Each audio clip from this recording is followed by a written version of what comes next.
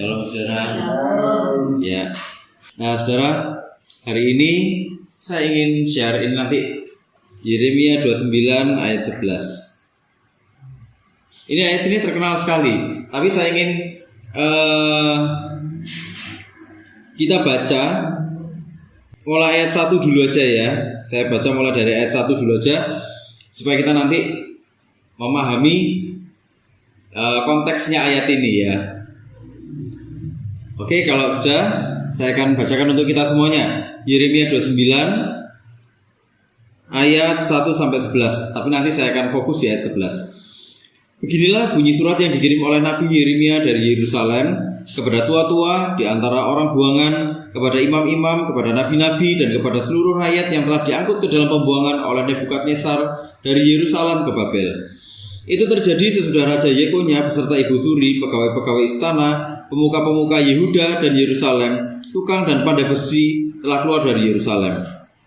Surat itu dikirim dengan perantaraan Elasa bin Safan dan Gemaria bin Hilkia yang diutus oleh Sedekia Raja Yehuda ke Babel kepada Nebukadnezar Raja Babel. Bunyinya, beginilah firman Tuhan semesta alam, Allah Israel, kepada semua orang buangan yang diangkut ke dalam pembuangan dari Yerusalem ke Babel.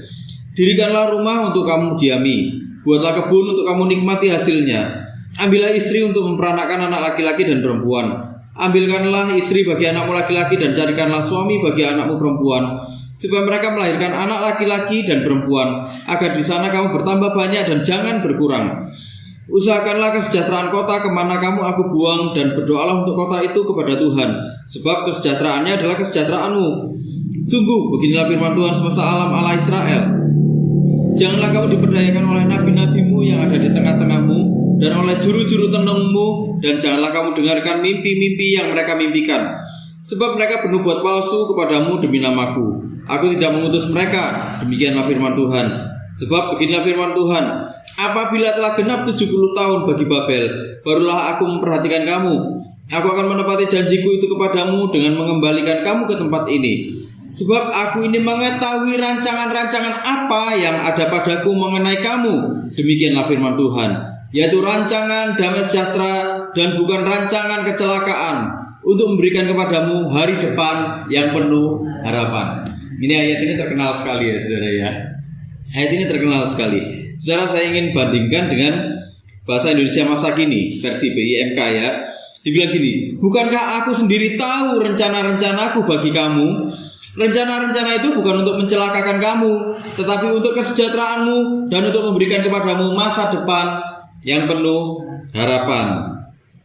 Nah saudara, ini jadi ceritanya perikop ini surat yang ditulis oleh Nabi Yeremia kepada orang-orang yang ada dalam pembuangan di Babel, saudara ya.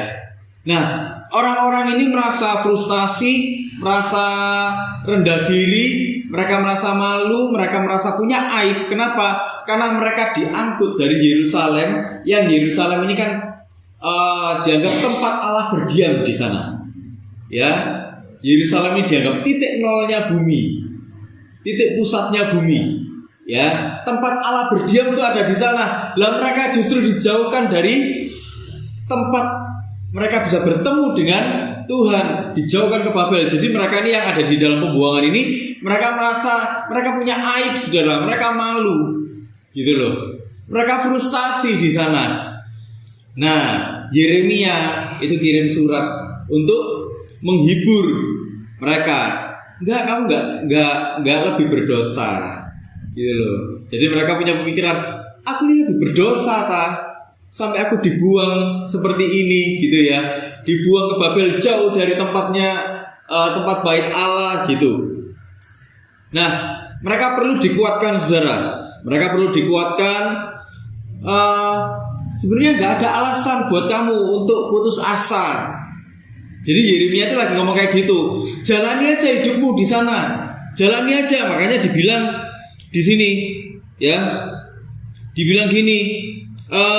Ambillah istri untuk memperanakkan anak laki-laki dan perempuan, ya kan? Carikan istri bagi anakmu laki-laki, carikan suami bagi anak-anakmu perempuan, ya kan? Terus apalagi ini? Dirikanlah rumah untuk kamu diami, buatlah kebun untuk kamu nikmati hasilnya. Bahkan dibilang, usahakanlah kesejahteraan kota kemana kamu aku buang, dan berdoalah untuk kota itu kepada Tuhan, sebab kesejahteraannya adalah kesejahteraanmu. Dibilang gitu. Lakukan sesuatu, nggak apa-apa di sana. Tuhan tetap menyertai kamu kok. Tuhan tetap menyertai kamu. Kamu nggak ada di dalam aib kok, nggak dalam aib yang seperti yang kamu bayangkan, enggak. Jalani hidupmu. Jadi orang Israel, saudara, bangsa Yehuda nih, saudara, di pembuangan itu sebenarnya nggak dijadikan budak, saudara. Jadi mereka ini seperti dideportasi, gitu loh. Jadi diambil. Nah ini kan tipikalnya raja-raja, mereka ingin menunjukkan dominasinya kan, saudara.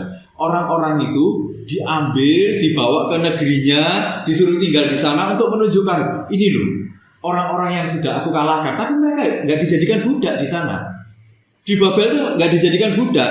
Mereka bisa kerja seperti biasa, mereka bisa bangun usaha di sana. Itulah kenapa Yeremia sampai bilang, usahakanlah kesejahteraan kota kemana kamu aku buang, sebab kesejahteraannya adalah kesejahteraanmu juga. Artinya apa? Orang-orang buangan di sana itu punya kesempatan yang sama dengan orang lokal, saudara. Nah itu loh. Yang membedakan apa, mereka ini kan merasa mereka punya aib. Itulah kenapa mereka nggak maksimal hidupnya. Ya. Nah sama Yeremia dikirimlah surat untuk menguatkan mereka. Nah setelah itu di ayat 11 dibilang gini, sebab aku ini mengetahui rancangan-rancangan apa yang ada padaku mengenai kamu. Meskipun mereka ini ada di dalam pembuangan, sebenarnya mereka ini tetap ada di dalam rencananya Tuhan. Semua itu sudah ada di dalam rencananya Tuhan. Semua itu sudah ada di dalam perhitungannya Tuhan. Gitu loh. Ya, semua itu memang sudah diizinkan sama Tuhan. Itulah kenapa dibilang, aku ini mengetahui rancangan-rancangan apa yang ada padaku mengenai kamu. Nah, dibilang aku ini mengetahui. Aku ini mengetahui yang bagaimana? Bahasa Ibraninya itu yada, saudara. Persamaannya itu dengan bahasa Yunani itu ginosko. Ginosko kita pernah bahas ya. Ginosko itu kalau dalam pengertiannya orang Yahudi itu seperti itu hubungan seksual antara pria dengan wanita. Ya, hubungan seksual antara pria dengan wanita. Hubungan seksual antara pria dengan wanita ini terbuka semua kan, saudara? Iya kan? Terbuka semuanya, nggak ada yang tertutup sama sekali. Semuanya kelihatan. Semuanya kelihatan. Yang orang lain nggak tahu, yang orang lain nggak kelihatan. Ini sepasang suami istri ini bisa tahu, bisa kelihatan, bisa mengenali, gitu loh, saudara. Ya, itu yang dimaksud. Jadi Allah mengetahui itu jadi seperti satu hubungan yang sangat intim. Satu hubungan yang sangat intim. Tuhan melihat segala sesuatunya. Gak ada yang tersembunyi sama sekali. Kata yada itu menggambarkan kombinasi, saudara. Kombinasi apa? Antara keintiman yang total, rasa hangat, rasa dekat, gairah, ya, cinta yang luar biasa, kombinasi dengan apa? Pengetahuan, pengenalan, yang membuat kita ini makin percaya, yang membuat kita ini bukan cuma makin percaya, tapi membuat kita ini makin memahami. Sekarang gini, kayak suami istri, saudara ya, kayak suami istri. Dulu waktu masih pacaran, ya sebatas gandeng-gandeng tangan, ya kan? Kalau misalnya pergi kencan, gitu kan? Sebatas gandeng-gandeng tangan, ngomong-ngomong yang mesra, gitu aja kan? I love you lah, I need lah, aku tresno lah, ya kan? Aku cinta kamu dan sebagainya, aku sayang kamu. Sebatas itu aja. Tapi begitu menikah, saudara, apa yang terjadi? Keintiman itu bertambah intens. Intensnya bagaimana? Ya, ada hubungan seksual. Ya, ada hubungan seksual. Karena hubungannya tuh makin intens, makin intim. Tuhan bilang apa? Keduanya menjadi satu daging. Ya kan, menjadi satu daging, menyatu. Artinya apa? Dengan pasangan kita makin mengenal. Ya, dengan pasangan kita makin mengenal. Saya dengan Helen, saya makin mengenal dia. Itu bagaimana dia bereaksi. Kalau saya ngelirik, saya sudah tahu maksudnya apa ini. Tanpa dia ngomong, saya sudah tahu arti lirikannya, saudara. Itu. Begitu juga dia. Kalau sudah melihat saya diam, saudara, dia sudah tahu maksudnya saya diam itu apa, dia sudah tahu. Ya, makin intim, ya kan? Itu di rumah tangga seperti itu kan, saudara ya. Makin intim.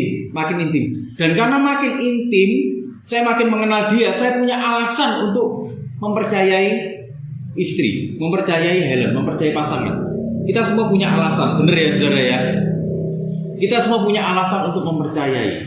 Nah itulah ginoskonya Tuhan, yadanya Tuhan itu seperti itu. Jadi rancangannya Tuhan terhadap kita itu seperti telanjang di hadapannya. Semuanya itu sudah terpampang nyata. Rancangan Tuhan atas hidup kita ini terpampang nyata di hadapannya, saudara. Bukan cuma terpampang nyata di hadapannya, tapi Tuhan merancang hidup kita, merencanakan segala sesuatu untuk hidup kita itu dengan penuh gairah, dengan penuh keintiman. Kenapa? Karena ada rasa cinta di dalamnya. Waktu dia merencanakan sesuatu untuk hidup kita, dia masukkan rasa cinta itu di dalam hidup kita. Loh, gitu loh saudara. Jadi maksudnya ayat ini seperti itu. Dia masukkan keintiman itu di dalam hidup kita. Kenapa? Karena Allah itu adalah kasih. Dia merancang hidup kita ini ada kasih Allah terlibat di dalamnya. Supaya apa? Supaya kasihnya nyata. Supaya apa? Supaya kita bisa mempercayai Tuhan yang mengasihi kita. Supaya kita bisa mengasihi Tuhan yang lebih dulu mengasihi kita. Nah itu loh saudara. Maksudnya Tuhan dengan aku mengetahui. Itu artinya seperti itu. Jadi apa yang terjadi di hidupmu itu semuanya sudah terpampang nyata di hadapanku. Dan aku memang merancangnya itu dengan penuh cinta, dengan penuh gairah. Supaya apa nak? Supaya pada akhirnya engkau mempercayai aku, supaya pada akhirnya engkau mencintai aku yang lebih dulu mencintaimu. Wah itu. Jadi maksudnya Tuhan itu seperti itu, dengan aku mengetahui. Gitu ya saudara ya. Indah ya ternyata ya. Alkitab ini waktu kita renungkan sungguh-sungguh itu indah sekali. Gak cuma sekedar aku mengetahui, tapi ternyata ada rasa cinta yang besar. Artinya apa saudara? Di dalam hidup kita, berapapun usia kita saudara, apapun yang kita alami hari ini, sebenarnya ada rasa cintanya Tuhan terjadi di dalam hidup kita. Gitu loh. Sama seperti orang-orang Yahudi ini. Mereka ada dalam pembuangan, mereka malu saudara. Mereka malu. Mereka minder, mereka frustasi. Tapi Tuhan bilang, aku mengetahui apa yang engkau alami hari ini, aku mengizinkan. Dengan tujuan apa? Membawa engkau kembali kepadaku. Wah, gitu loh. Aku mengizinkan semua ini terjadi karena rasa cintaku kepadamu nak, supaya engkau kembali kepadaku. Supaya engkau makin intim denganku, supaya engkau makin bergairah denganku. Karena aku merencanakan hidupmu itu memang penuh gairah. Gitu Tuhan itu. Ya indah ya saudara ya. Yang Tuhan pikirkan itu ya, yang Tuhan lakukan itu seperti hubungan seksual, terbuka semuanya. Itulah dia. Sebab aku mengetahui. Ya, sebab aku ini mengetahui rancangan-rancangan apa yang ada padaku mengenai kamu. Rancangan-rancangan itu apa? Rancangan-rancangan itu bukan cuma sekedar ya wes lah nanti Pak Pil, Bu Pil, ya, atau Bu Eva, ya, atau kita semua yang ada di sini, wes tak bikin gini aja lah, tak bikin gini aja wes, dibikin ngawur gitu, enggak saudara, enggak. Tapi rancangan yang ada padaku ini dalam bahasa aslinya itu menunjukkan apa? Menunjukkan satu perhitungan. Menunjukkan satu perhitungan. Dan bukan cuma satu perhitungan, tapi ada rasa menghargai di sana. Tasawuf bahasa Ibrani.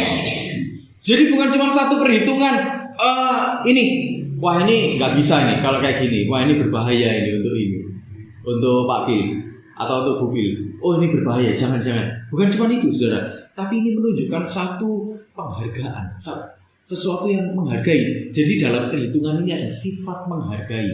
Artinya apa? Waktu Tuhan merencanakan hidup kita semua saudara, bukan cuma terpampang nyata, bukan cuma. Jadi Karena ada cintanya di sana, semua itu ada perhitungannya yang matang. Perhitungan matang kenapa? Karena dia menghargai kita sungguh-sungguh, saudara.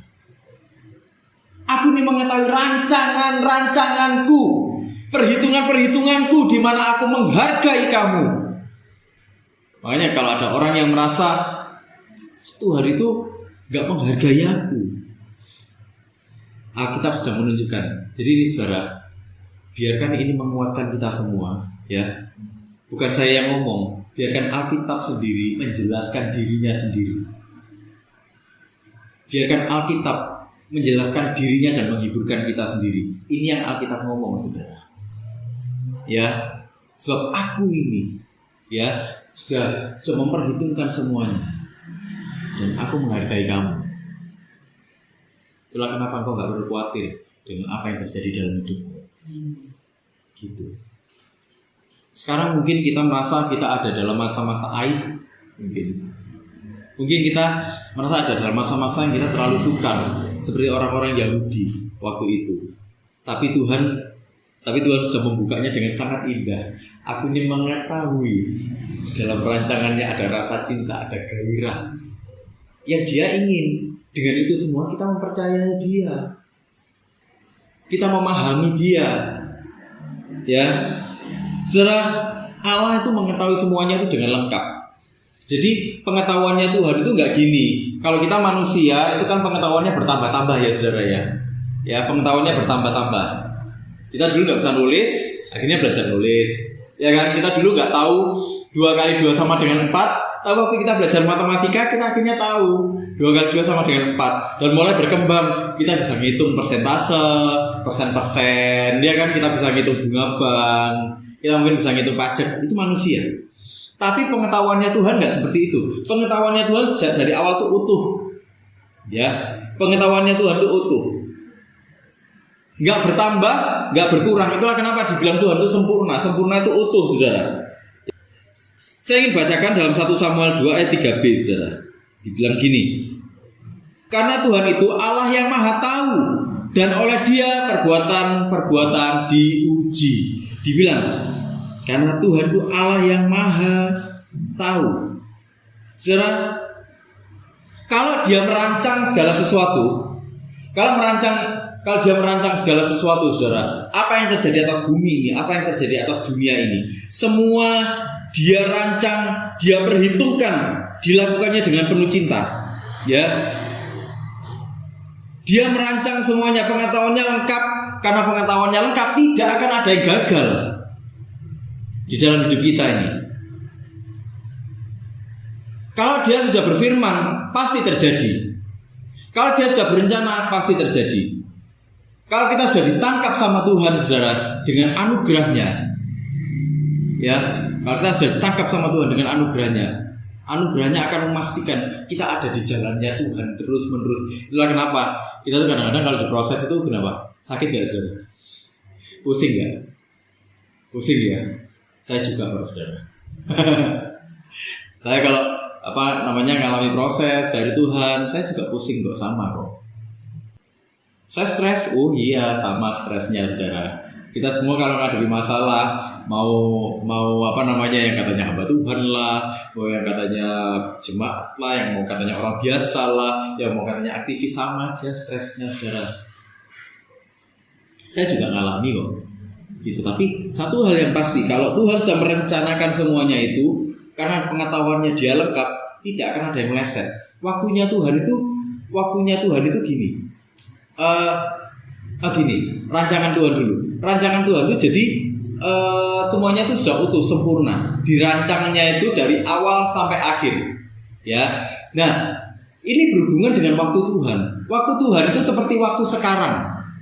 Jadi Tuhan tuh nggak punya waktu masa lalu, nggak punya waktu masa depan. Bagi Tuhan masa lalu, masa kini, masa depan itu semuanya satu, jadi satu di masa kini. Saudara, sekarang lihat apa nih, saudara? Saudara lihat apa sekarang?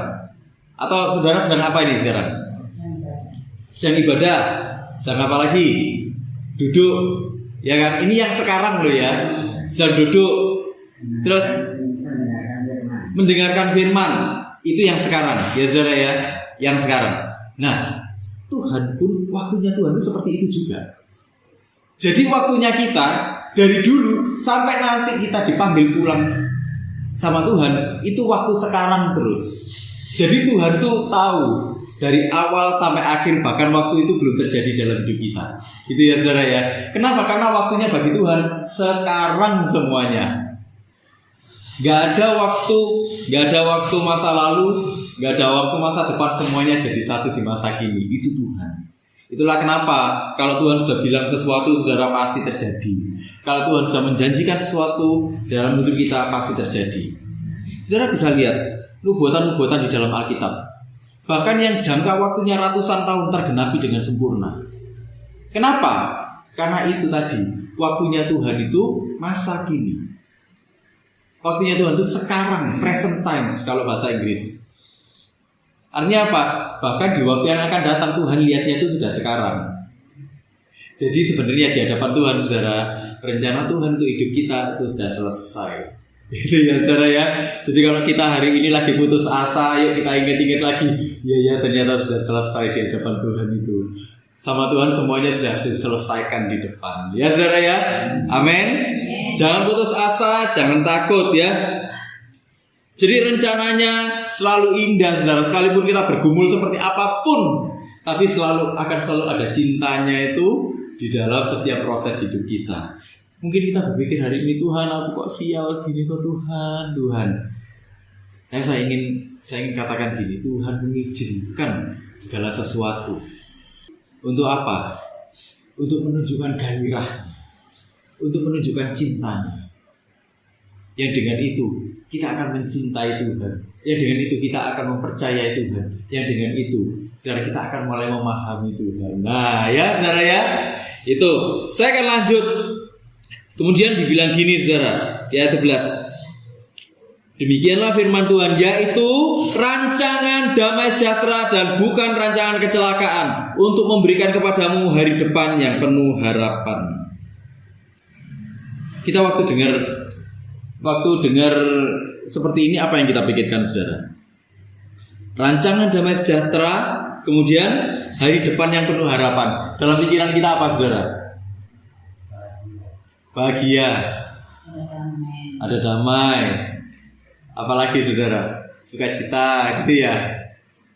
Tapi ada orang yang mengartikan ini dengan gini, oh nanti di waktu-waktu ke depan kaya raya. Ada yang gitu saudara ya. Ada yang gitu. Gak ada sakit penyakit kayak gitu. Terus apa ya, kita kalau lagi ada dalam masalah, itu ada jalan keluarnya semua ya. Saya percaya Tuhan pasti kasih jalan keluar. Tapi kita akan lihat Tuhan ternyata kasih sesuatu yang jauh lebih mendalam daripada itu. Jadi jalan keluar ya seperti itu, jalan keluar itu sebenarnya hanyalah satu bonusnya aja saudara ya, dari perjalanan iman kita.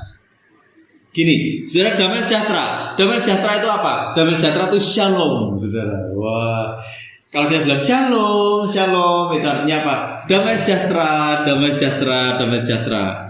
Tapi saudara, dalam bahasa Ibrani itu bukan cuma bilang damai sejahtera, tapi shalom itu menunjukkan satu keutuhan. Waktu kita bilang shalom, kita lagi ngomong gini, engkau utuh. Loh, kenapa kok bisa utuh? Kita ini dulu manusia yang rusak, saudara. Sebelum kita ini diselamatkan. Tapi waktu kita diselamatkan sama Tuhan, ada shalom, ada keutuhan di dalam hidup kita. Itulah kenapa arti lain dari shalom selain keutuhan itu adalah hubungan manusia dengan Tuhan. Khususnya manusia kita ini yang menerima perjanjian dengan Tuhan. Oh itu loh, menerima perjanjian dengan Tuhan itu yang bagaimana? Saudara, kita ini dulu orang yang layak binasa. Tapi kemudian oleh anugerahnya kita ini diangkat sebagai anak. Ya, kita ini diangkat sebagai anak. Itulah kenapa kita mengalami keutuhan. Jadi waktu dibilang gini, rancanganku adalah rancangan damai sejahtera. Dibilang gini, saudara, rancanganku adalah aku ingin kau utuh. Aku ingin hidupmu yang rusak itu, hidupmu yang gopel-gopel, yang gak karu-karuan karena dosa itu dipulihkan lagi. dipulihkan lagi menjadi serupa segambar dengan aku. Karena dengan serupa segambar dengan aku, engkau akan mengalami kebahagiaan. Kalau kau hidup di dalam anugerahku, engkau akan mengalami kebahagiaan. Sekalipun sekelilingmu tidak sempurna, sekalipun apa yang terjadi dalam hidupmu tidak sesuai dengan harapanmu, engkau akan tetap utuh. Karena engkau tetap utuh, engkau akan tetap mengalami kebahagiaan. Jadi Tuhan tuh ingin ngomong seperti itu. Engkau sudah diangkat sebagai anak. Oleh anugerahku engkau diangkat sebagai anak. Hubunganku dengan hubunganmu itu dipulihkan lagi seperti dulu. Ya, sudah tidak ada sekat lagi. Itulah kenapa engkau utuh. Itulah kenapa engkau mengalami damai sejahtera. Itulah kenapa engkau mengalami kebahagiaan. Jadi Tuhan tuh gini loh, gak cuma sekedar kita dipulihkan, kita pemikirannya dipulihkan. Banyak orang ya pemikirannya dipulihkan, dari yang ekonominya terpuruk terus dia berdiri jaya lagi gitu. Tapi kalau nggak ada kebahagiaan di dalamnya, saudara, tidak ada keutuhan di dalamnya, itu percuma. Orang nggak akan menikmati kok. Orang akan tetap merasa kurang dan kurang. Itulah kenapa rancanganku adalah rancangan damai sejahtera, menjadikan kau utuh. Karena hubunganku denganmu dipulihkan. Itu loh, rancangannya Tuhan seperti itu, saudara. Jadi mendalam ya, saudara ya. Itulah kenapa ini meskipun katanya orang ekonomi sulit, kita stres nggak? Iya stres, tapi kita tetap punya harapan. Kenapa? Karena Tuhan sudah mengetahui, ya kan? Tuhan sudah berencana. Itulah kenapa kita akhirnya mengalami kebahagiaan, kita mengalami damai sejahtera. Shalom. Waktu kita bilang kayak gitu, engkau utuh karena engkau sudah anak raja. Gitu ya, saudara ya. Nah, kemudian dibilang gini, rancangan damai sejahtera engkau utuh, ya. Dan bukan rancangan kecelakaan, untuk memberikan kepadamu hari depan yang penuh harapan. Harapan itu gini, saudara. Harapan itu dalam bahasa aslinya itu sebenarnya harapan itu seperti tali. Tapi bukan cuma tali, dia tuh dasar dari semua pengharapan. Dasar dari semua pengharapan. Jadi waktu dibilang gini, saudara, masa depanmu tuh akan penuh harapan. Engkau seperti punya satu tali, engkau seperti punya tanah, tempat berpijak. Engkau seperti punya tempat berpijak. Orang kalau nggak punya tempat berpijak itu panik ya, saudara. Ya kalau kita misalnya ini kita naik para layang ini, saudara, ya. Kita kalau nggak pernah naik para layang, horor nggak, saudara? Dia terbang di atas gitu ya. Di atas kakinya nggak mancik tanah gitu. Ya kan? Takut kan kita? Kalau jatuh ya opo ini pasti mati langsung ini. Ya kan? Ketinggian sekian kita jatuh ke bawah bleksek ini sudah. Nggak mungkin ini ada harapan. Tapi Tuhan bilang, masa depanmu penuh harapan.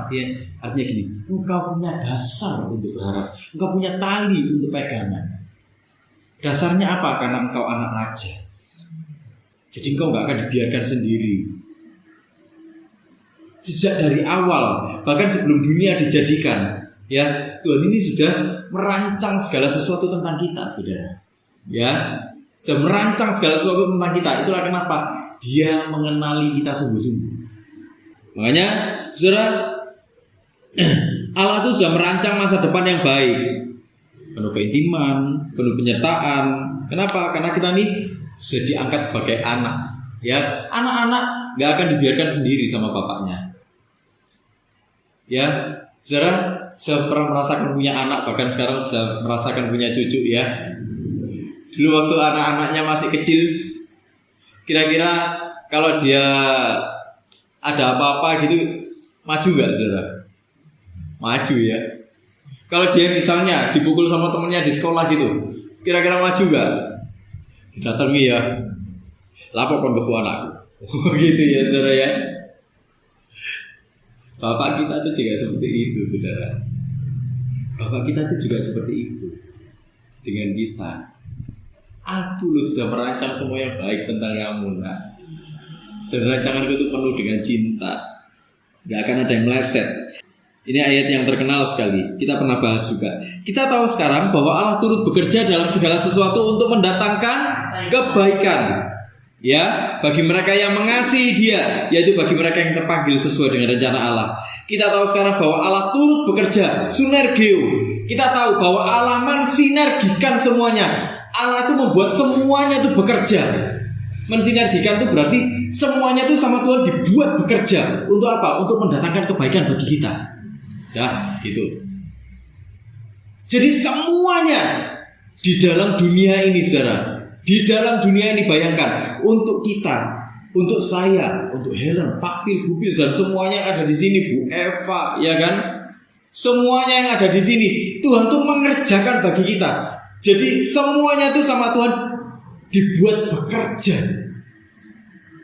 untuk mendatangkan kebaikan bagi kita. Woi, gimana coba saudara? Rancangannya Tuhan mantap gak? Mantap ya. Makanya itu loh saudara. Makanya masa depan itu sebenarnya bukan untuk ditakuti kalau dalam perspektifnya Tuhan ini, saudara. Kita mungkin berpikir hari ini, aduh Tuhan, soro Tuhan. Nanti ke depan lebih soro lagi nih Tuhan, pasti. Iya toh? Ini semuanya serba gak pasti. Ini saudara banyak toko yang sepi juga, saudara, ya kan? Banyak orang jualan yang sepi juga, ya toh? Semua orang bilang, gak pasti, ini gak pasti. Masa depan memang serba gak pasti. Itu bagi kita yang nggak maha tahu. Tapi bagi Allah yang mengetahui, saudara, oh, nggak ada yang seperti itu. Itulah kenapa kita bersekutu dengan Tuhan. Kalau kita bersekutu dengan Tuhan, sekalipun kita nggak lihat, kan Tuhan sudah lihat, saudara. Bener nggak? Kan Tuhan sudah lihat semuanya.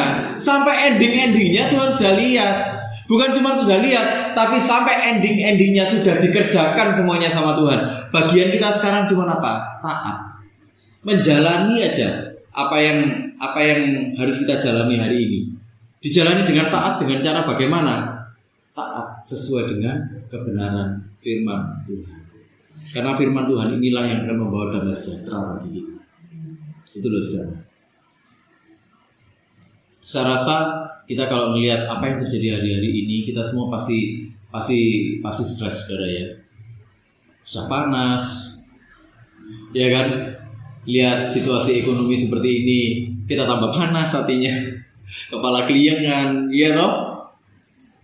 Semua saya yakin kita semua punya pergumulannya sendiri-sendiri. Ada yang bergumul dengan kesehatan mungkin, ada yang bergumul dengan keluarga mungkin, ada yang bergumul dengan pekerjaan mungkin, dengan pelayanan mungkin. Tapi sekali lagi, masa depan tidak untuk ditakuti. Masa depan tidak boleh mengintimidasi kita. Kenapa? Karena kita punya Tuhan yang hidup, Tuhan yang sudah menyelesaikan segala sesuatunya.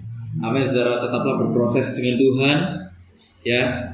Tetaplah berproses dengan Tuhan, tetaplah mencintainya, dan nikmatilah kebahagiaan yang sejati dari Tuhan.